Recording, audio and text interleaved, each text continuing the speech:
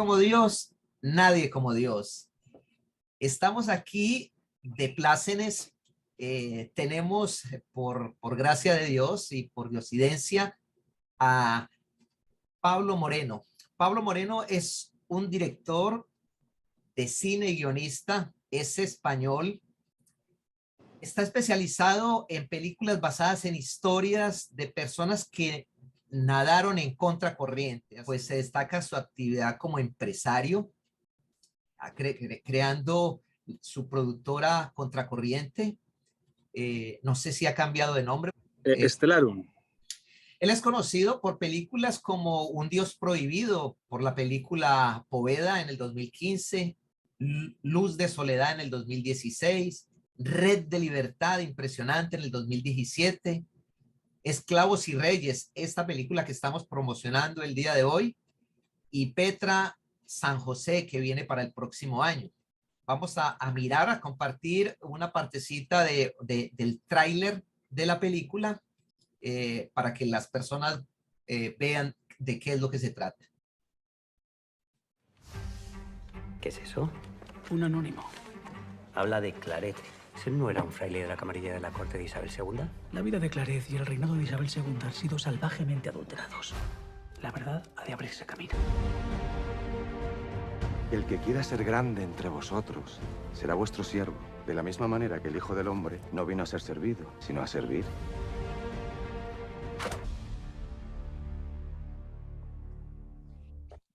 Cuéntanos por qué realmente es importante que los católicos vayan a cine el día del estreno. Bueno, básicamente porque va a haber solo 2 días para ver la película aquí en Estados Unidos.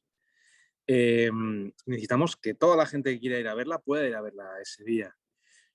Primero porque no sabemos si podrá haber más oportunidades y segundo porque en los tiempos que corren el hecho de que el público apoye las películas en su estreno nos garantiza poder seguir soñando con esta distribución y poder hacer más películas. Entonces, por eso es como una oferta limitada por tiempo, ¿no? En el momento del estreno, en esos finales de agosto, y que quiera ver esta película, que es maravillosa, tendrá que acercarse esos días que tenemos marcados para las proyecciones. O sea, ¿es un día determinado o es toda una semana o cómo es? Porque la gente a veces se confunde. Son 2 días. 2 días, una versión doblada al inglés y otro día la versión original en castellano. Nosotros lo damos en español. Entonces, durante esos 2 días, todo el que quiera ir a ver la película podrá ir. Salimos aquí en Estados Unidos en más de 1000 salas. Entonces, a través de la página web Slave and Kings o a través de Esclavos y Reyes, pues bueno, va a haber esa lista de cines a través de la plataforma Fathom, que son los que nos van a distribuir la película. Nos van a poder ver la película pues en todo el territorio. ¿Qué le dirías tú a estas personas que dicen, ay, yo quiero que la pongan en el cine que está aquí en la cuadra de mi casa, y a veces se abstienen pues de gastarse 40, 45 minutos o de pronto una hora para ir a ver cine católico, cine de buena calidad? Es que merece la pena, toda la pena, porque además, como seres humanos necesitamos que nos cuenten historias. Y además, este tipo de historias, que son absolutamente transformadoras, yo garantizo que el que se acerque a ver la película de Slave and Kings, Esclavos y Reyes, la película de Claret, no va a quedar defraudado, porque es una historia profundamente humana, es una historia que nos habla de Dios, que es una película con un sentido mariano absolutamente, que la atraviesa de norte a sur, que como decía, la madre nos lleva al hijo y el hijo nos hace sentir o ver la vida, las maravillas de la vida, ¿no? Y creo que merece la pena acercarse. Y aparte que es verdad que no somos muchos los productores que estamos haciendo cine católico y necesitamos el apoyo de la gente. Si a usted le gustaría ver películas con este contenido, hay que apoyarlas. Porque además son tiempos muy complicados para la cinematografía. Acabamos de pasar una pandemia que nos ha hecho mucho, mucho, mucho daño. La gente cada vez va menos a las salas, ya sea al principio por el miedo a la pandemia, ¿no? Al contagio, y después pues por comodidad, ¿no? Porque es verdad que han proliferado muchas plataformas de vídeo on demand y, y hace que nos sintamos cómodos, ¿no? Y en nuestro sofá, sentados en nuestro sofá viendo las películas en nuestra casa, que es maravilloso, pero a veces hay que quitar ese asofamiento que tenemos respecto a la vida, ¿no? De estar sentados viéndola pasar, y tenemos que ser proactivos y salir a buscar la oportunidad y a buscar esas experiencias fuera, ¿no? Es cierto. Sabemos que aquí en los Estados Unidos es un poco más diferente la forma como la gente va a cine, la forma como le llega la información de las películas, el cómo ir a cine es diferente, ¿cierto? En nuestros países es que llega una persona y le, ya viste esta película, es una maravilla, y es en el boca a boca que va pasando, mientras que aquí no, es como que en el internet, si dependiendo de las estrellitas que tenga y dependiendo de la publicidad secular, pero no vamos a tener publicidad secular, no están interesados en promover la historia hispana, de España, la historia católica, de los superhéroes católicos. Entonces, ¿qué le dices a los sacerdotes? Como para todos siempre hay un día, ¿no? Tenemos a veces a lo largo de nuestro año hay días que son irreemplazables, que es ese día, Jueves Santo es Jueves Santo. Y no podemos hacer que sea otro día. En este caso, este evento va a ser algo muy similar, ¿no? Y de hecho, de cara pensando en los sacerdotes, yo creo que esta película es muy interesante porque es una película con un alto contenido vocacional, ¿no? Es decir, hablamos de la vida de un hombre que es una vocación, no me atrevería a decir tardía, ¿no? Porque las vocaciones llegan cuando tienen que llegar, pero que se va descubriendo a sí mismo. Claret pasó mucho tiempo hasta que consiguió saber que quería ser misionero y además habla de muchas de las cuestiones que, aunque hayan ocurrido hace 150 años, en la vida de un sacerdote tienen mucha actualidad, ¿no? Todo lo que tiene que ver con el trato con la gente, con el trato con la sociedad. Es decir, cómo reaccionamos y cómo llevamos el Evangelio independientemente de los tiempos y los lugares en los que nos toca vivir, ¿no? Y en este caso, Claret yo creo que da unas respuestas, es una declaración de intenciones maravillosa y cualquier sacerdote puede sacar de ahí, yo creo que buenas ideas y además se puede sentir reconfortado en su tarea pastoral que es muy compleja en muchos momentos, ¿no? Pero absolutamente necesaria. Dentro de los trailers hay una parte que dice, la vida de Claret y el reinado de Isabel II han sido salvajemente adulterados. La verdad ha de abrirse caminos. Vemos cómo la leyenda negra de España y de la Iglesia Católica ha sido una batalla cultural que a medida de los siglos ha ido convirtiendo al español, que debería estar orgulloso de su historia, en una vergüenza. Y lo que estoy viendo ahora es que definitivamente lo que quieren es borrar de la faz de la tierra a Cristóbal Colón, a todos los sacerdotes y personas que hayan hecho el labor de tirar a la modernidad, porque digamos que entre España y la Iglesia Católica difundieron la modernidad por el mundo. Y ahorita eso es una vergüenza. Entonces, ¿qué nos dices? Tú eres el nuevo Pablo, ya no Pablo de Tarso, sino Pablo de España, que viene otra vez a decir, no, es que la cosa no es así. Claro, es verdad que, esta es una historia muy complicada de abordar, ¿no? En primer lugar, la historia negra, siempre que hay una historia negra es porque se dice algo mal de alguien, ¿no? Y es verdad que los españoles como nación, como cualquier otra nación del mundo, hemos cometido errores, pero también hemos tenido aciertos, ¿no? Y yo creo que hay algo que nos une más allá de las banderas, que es, en este caso, como católicos, el amor a Cristo, ¿no? Y a su iglesia. Y en este caso, yo creo que Claret desempeñó una tarea fundamental. Por distintas cuestiones de su vida, le tocó estar siempre donde nunca quiso.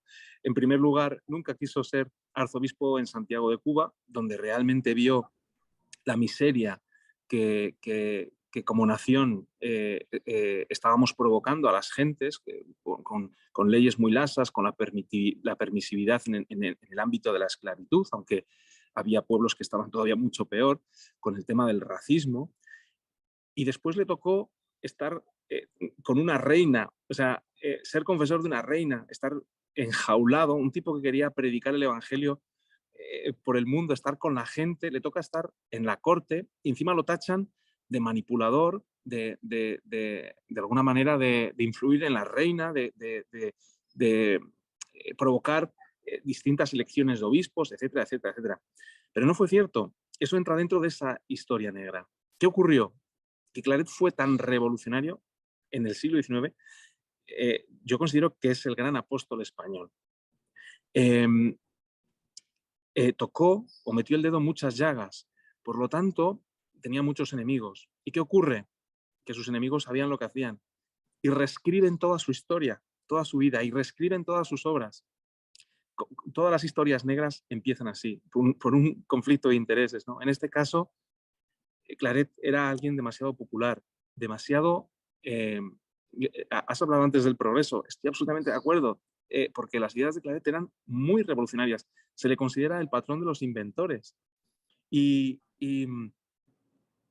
borran su recuerdo. La historia, la leyenda de Claret, o sea, la historia que nos ha llegado es una historia adulterada, porque muchos historiadores ni siquiera se han parado a contrastar las fuentes y han tomado muchas obras atribuidas a Claret como propias cuando son todo un engaño, ¿no? Es decir, en términos modernos podríamos decir que Claret sufrió una gran campaña de desprestigio, ahora que son tan populares, ¿no? A través de las redes sociales, donde deformaron su vida y sus obras de una manera brutal.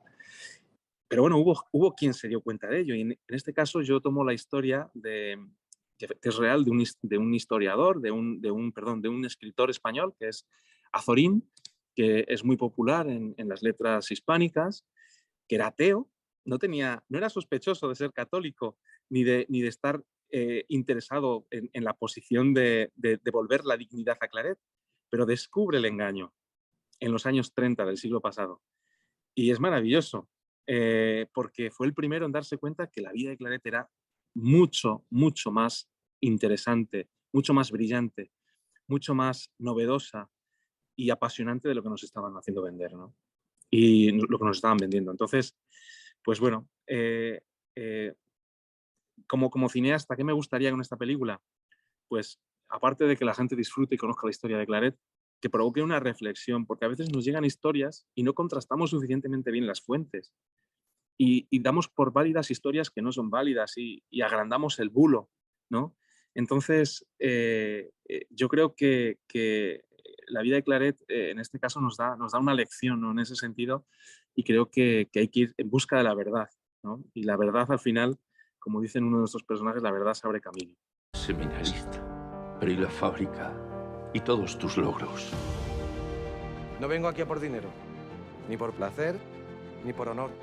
Mi propósito es mucho más noble. Llevar la palabra de Dios por todos los rincones del mundo. Deseo que sea mi confesor.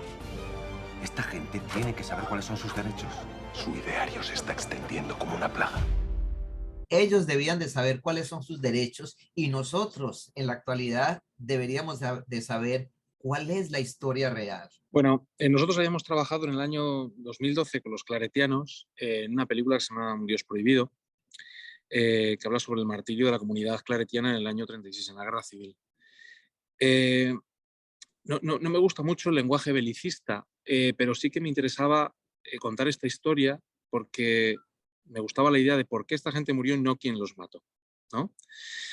Resulta que la película, que pretendíamos que fuese una película conciliadora y que de alguna manera diese la oportunidad que la gente conociese una historia real y que nos replanteásemos que hay caminos que no podemos seguir, como son el de la violencia, el de la imposición de las ideas, etcétera, etcétera, ¿no?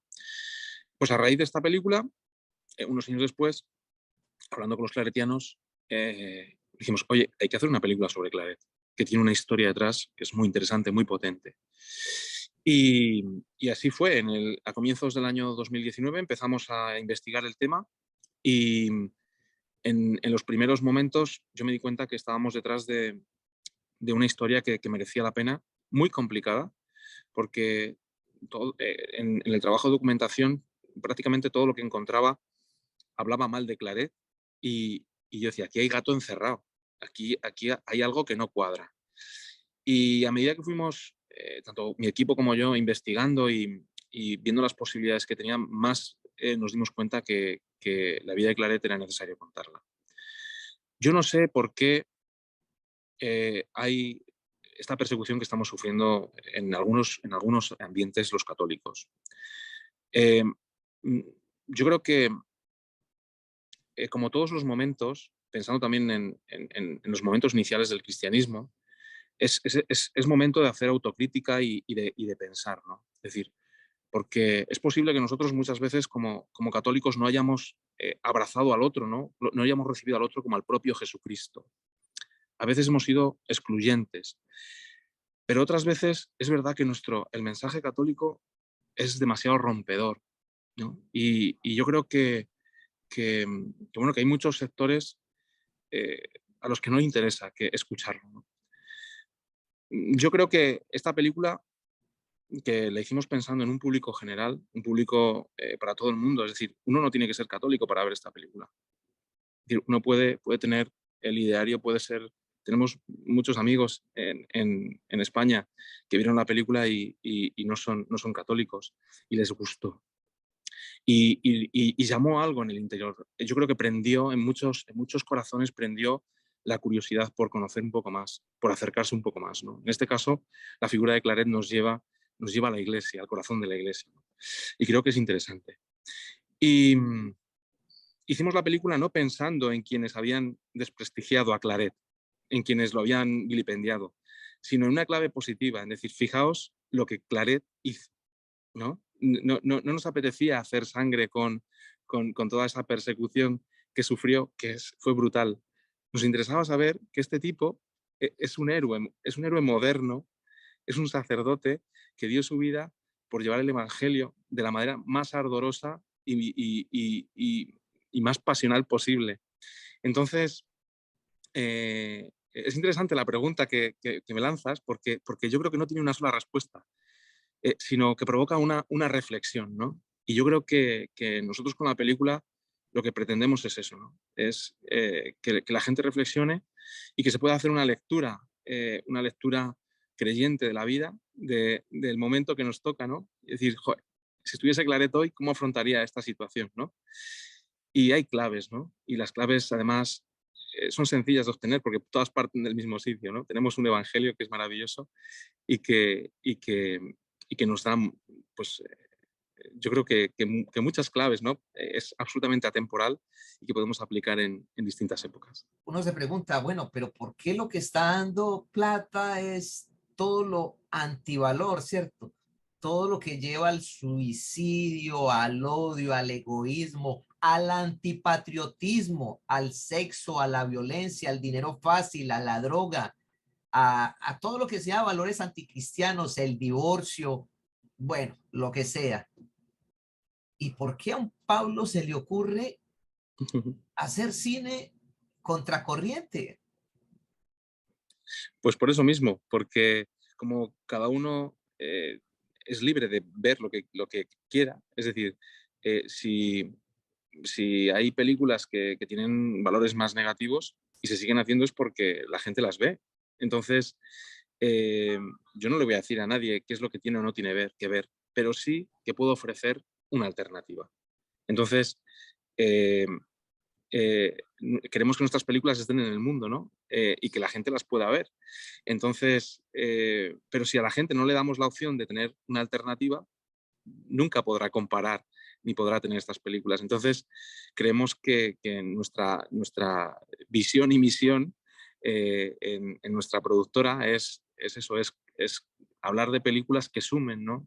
Películas que ofrezcan una mirada para cambiar el mundo, ¿no? Y en este caso yo soy muy partidario de una frase y es que el conocimiento compromete, ¿no? Entonces, si hablamos de historias que la gente no conoce, y las damos a conocer, la gente va a comprometerse con esa causa. Y con lo que te comprometes, al final lo terminas amando, ¿no? Y lo que amas no desaparece. Entonces, creo que es una labor muy bonita pero de la que yo tengo una responsabilidad como productor, pero que ustedes como espectadores también la tienen, ¿no? Y son los que nos van a decir. Hay un amigo mío que es distribuidor y exhibidor que dice, el público es soberano. Entonces, se hace lo que quiere el público. Y entonces no se nos puede olvidar eso, ¿no? Que hacemos historias para que la gente las pueda ver y que la gente es la que decide ver esas historias. Entonces, en medida de que la gente decida qué historias quiere ver, se harán en esa línea o en otra. Entonces, yo creo que la responsabilidad en este caso también es individual, ¿no? Y yo no digo que no se vea absolutamente de todo, porque hay historias maravillosas, no católicas, que merecen ser vistas, que nos van a ofrecer una visión de la vida, además, desde una perspectiva absolutamente ecuménica, ¿no? Y de hermanamiento entre seres humanos, independientemente de sus culturas y de sus procedencias, ¿no? Pero creo que tenemos que estar en el mundo como católicos y que tenemos que empezar a apostar por llegar al cine, a la televisión, con productos de calidad. Llegamos tarde. Hay otros grupos que nos llevan a la delantera haciendo producciones maravillosas, ¿no? Como católicos estamos un poco ahí a la zaga, pero como nunca es tarde para empezar, yo creo que además es un buen momento. Yo creo que tenemos que continuar y necesitamos ese apoyo del público. Entonces es también un llamado a todos a que todos podemos aportar un granito de arena. Tú en la parroquia, tú puedes decirle al párroco, padre, viene una peliculaza, mire, vámonos, lléveselo, váyase en toda la parroquia. La verdad que hacemos cine low cost, de bajo presupuesto, que es de locos. Pero con una calidad buenísima. Sí. Llevamos muchos años y hemos aprendido, hemos desarrollado una metodología de trabajo en la que, bueno, pues podemos hacer producciones con un poquito menos de dinero porque podemos implementar una serie de cuestiones que nos facilitan todos los flujos de trabajo en un rodaje, ¿no? Es decir, resumiendo en pocas palabras, podemos rodar un poquito más deprisa porque tenemos una metodología que nos lo permite. Y como el tiempo es dinero en cine, pues podemos reducir ese espacio temporal para poder rodar, para poder hacer que el presupuesto encaje, ¿no? En la película encaje en el presupuesto. Y la verdad que somos una productora pequeñita, nacimos en el año 2004, empezamos a rodar el 15 de octubre, el día de Santa Teresa, para nosotros es muy, muy importante. Y a lo largo de estos años hemos ido creciendo con distintas producciones. Llevamos 10 largometrajes, 2 de ellos, uno se estrenó hace poquito, que es Petra de San José, y el otro será La Sirvienta, que se estrenará en los próximos meses, sobre la vida de Santa Vicenta María López Vicuña. Y la verdad que el proceso de producción de una película es un proceso muy complejo. Te lleva mucho tiempo. Con Claret, por ejemplo, desde que comenzamos a producir la película, allá por enero de 2019, imagínense ustedes que está llegando a Estados Unidos en agosto de 2022. Eso quiere decir que hay un recorrido muy complejo, desde el desarrollo del guión hasta el rodaje, la postproducción, la composición de la banda sonora, que por cierto se ha llevado un premio internacional de la crítica musical. Es alucinante porque es un premio civil en el que reconocen la calidad del compositor Óscar Martín Lianiz Barrutia. Y luego pues llega la distribución, ¿no? Y llegamos al paso que llegamos. No somos una grandísima distribuidora, no somos una grandísima, no tenemos esas posibilidades que tienen los grandes, pero con humildad y con mucho esfuerzo vamos caminando y vamos llegando a los sitios. Y luego, pues efectivamente, tenemos grandes profesionales. Tenemos profesionales tanto detrás de las cámaras, un equipo técnico maravilloso del que casi nunca nadie habla, porque claro, los que se ven son los actores, pero hay un equipo de gente que desde los que hacen el vestuario, los que cada mañana se encargan de montar cada set, los que hacen los decorados, la persona que organiza el rodaje, los que se encargan de todas las cuentas, porque eso sí que es una locura de que todos los números cuadren. Pero luego delante de la cámara tenemos también gente buenísima, ¿no? En este caso tenemos un protagonista maravilloso que es Antonio Reyes, que es un actor, un buen actor, una voz maravillosa y además un tipo extraordinario, una grandísima persona, un grandísimo profesional y un grandísimo amigo ya desde hace algunos años, porque la verdad que a veces pensamos que la magia de la película se ocurre cuando alguien la ve, ¿no? Pero a veces en el proceso, a mí me gusta decir que a veces la verdadera evangelización, ¿no?, está en cómo haces las cosas. Y entonces las películas tienen cuerpo y tienen alma. El cuerpo es lo que vamos a ver, ¿no? Y el alma es lo que está detrás, cómo la hemos hecho, el cariño que le hemos puesto, las energías que se han echado en ella, los desvelos, todo eso que el espectador jamás lo va a ver, pero que lo va a intuir. Y en este caso tenemos eh, estos profesionales que han apostado todo por la película. Antonio, Alba, Carlos Cañas, bueno, hay Asunta Serna, Scott Cleverdon. O sea, tenemos un reparto enorme de gente, algunos más conocidos, otros menos conocidos, pero todos ellos, la verdad que entregados a la película de una manera pues maravillosa, ¿no? Han sido compañeros de viaje en todo este momento, en este periplo. Me encantaría tenerlos aquí a todos conmigo, pero no podemos traernos a toda la gente a Estados Unidos. Y, pero están en el corazón, ¿no? Y ellos están desde España muy pendientes de todo lo que está pasando y ha sido, la verdad, que para todos una experiencia muy bonita y muchos de ellos son actores con los que nosotros hemos trabajado en otras producciones. Si alguien ha visto alguna otra película nuestra, dice, oye, estos actores salen en muchas películas. Digo, es una cuestión de corresponsabilidad, ¿no? Porque a veces los actores, bueno, siempre los actores te dan mucho, ¿no? Cuando una persona interpreta y pone su rostro en una película, puede salir muy mal y acabar con su carrera, o puede salir muy bien y encumbrarlo, ¿no?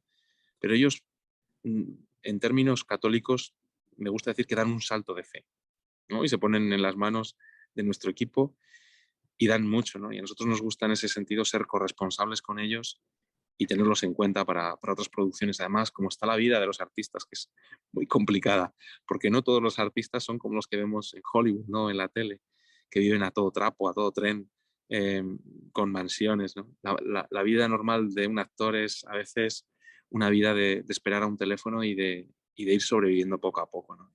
Y yo creo que en este caso hay que romper una lanza por ellos y reivindicar su figura y su trabajo. Bueno, pues el secreto, gran parte del secreto de cómo hacemos para encajarlo todo es porque nosotros tenemos unos estudios, los estudios Rodribud. Estamos en una ciudad que se llama Ciudad Rodrigo, por eso de Rodrigo Rodribud. Empezamos con el tema como una broma y al final se ha convertido en una fórmula muy interesante, ¿no? Y tenemos, básicamente vivimos en una zona de lo que llaman ahora mismo la España vaciada. Es una zona demográficamente muy pobre, donde los jóvenes han tenido que emigrar, donde no hay muchas oportunidades y nos quedamos, unos cuantos locos, pensando en aquello que decía las Naciones Unidas, la UNESCO, ¿no?, que decían que las industrias culturales son motores para el desarrollo, ¿no? Y nos lo hemos creído y así es.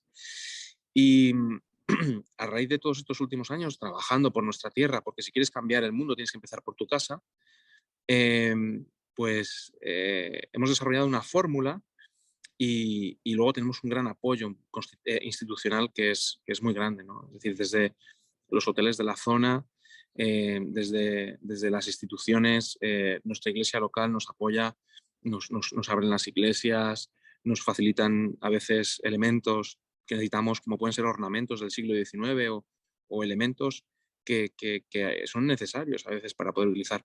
Tenemos el apoyo de varios sacerdotes, entre ellos un sacerdote que se llama Juan Carlos Sánchez, que es nuestro asesor teológico. Tenemos apoyo por parte del ayuntamiento, que nos facilita también todos los tránsitos, todas las posibilidades de poder rodar en los espacios públicos.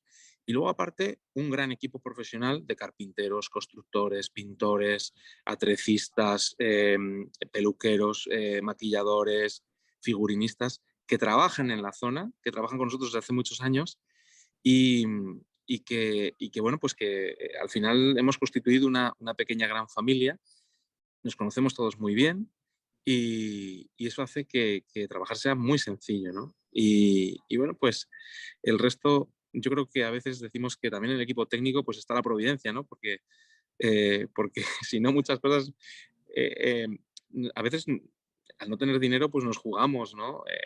Te juegas mucho, no puedes repetir un día de rodaje o no puedes repetir 2 días de rodaje, ¿no? Es decir, nuestros imponderables tienen que estar muy, muy, muy, muy muy contenidos. Y luego tenemos gente que hace un grandísimo diseño de producción, se pasan meses, dedicamos muchos meses a pensar cómo vamos a hacer la producción, cómo podemos reducir costes, cómo podemos eh, eh, reciclar elementos que podamos tener, cómo podemos hacer sinergias y todo ello para que se favorezca la producción de la película, ¿no? Porque sabemos que una congregación no puede poner mucho dinero para hacer una película y somos conscientes de ello. Entonces sabemos que tenemos que contener los costes, pero hay que pagar bien a la gente. O sea, en este sentido, tenemos que cumplir absolutamente con total rigidez con los horarios y los convenios que establece la ley. En ese sentido, apostamos por ello y lo hacemos bien. Y bueno, ahí está el secreto. Yo creo que en el fondo es, y luego hacer las cosas con cariño. Es decir, me siento muy arropado. Yo no soy nadie sin mi equipo. Son 90 y pico personas que me acompañan producción tras producción y que gracias a ellos pues podemos hacer lo que hacemos. Si tuvieras aquí enfrente de ti a cada una de las personas que va a ver este video, ¿qué le dirías? Bueno, pues contamos con ustedes porque ustedes son los que van a marcar la diferencia de que esta película pueda continuar su recorrido. Creo que es una película que les va a gustar, de la que van a extraer una buena enseñanza, les va a emocionar, les va a causar, va a apelar a su sentido de la justicia, van a pasar un buen rato y van a disfrutar, que es lo más importante también, ¿no? Cuando uno va al cine, dice, pues también quiero disfrutar. O sea, si vengo aquí, uno no hace las cosas para pasarlo mal, ¿no? Yo creo que es importante que el cine, aparte de transmitir estos valores, entretenga y nos haga pasar un buen momento, un momento inolvidable, ¿no? Y yo creo que esta película tiene momentos que son maravillosos y que ustedes podrán disfrutar.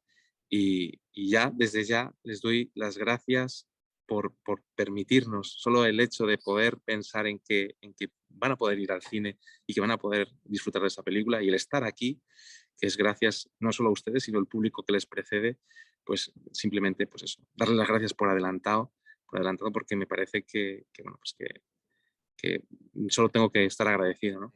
Bueno, y tú que estás viendo este video, tú también puedes marcar la diferencia, o sea, haz el extra, ¿sí? Y así como ellos han hecho algo esto tan extraordinario que es hacer una película de muy buena calidad con un poco presupuesto, planeando y pensando, pues a ti te invito, tú también haz el trabajito, o sea, toma la información, está en el internet, te podemos dar toda la información para que te contactes con los promotores. Tú a través del boca a boca, a través de invitar a tu pastor, a través de invitar a tu familia, bueno, vamos a reunirnos, vamos a irnos en grupo, como si fuera un paseo, y es que es un paseo. Es que qué alegría poder ver buen contenido, qué alegría poder ayudar. Un saludo, un abrazo y nos veremos más adelante.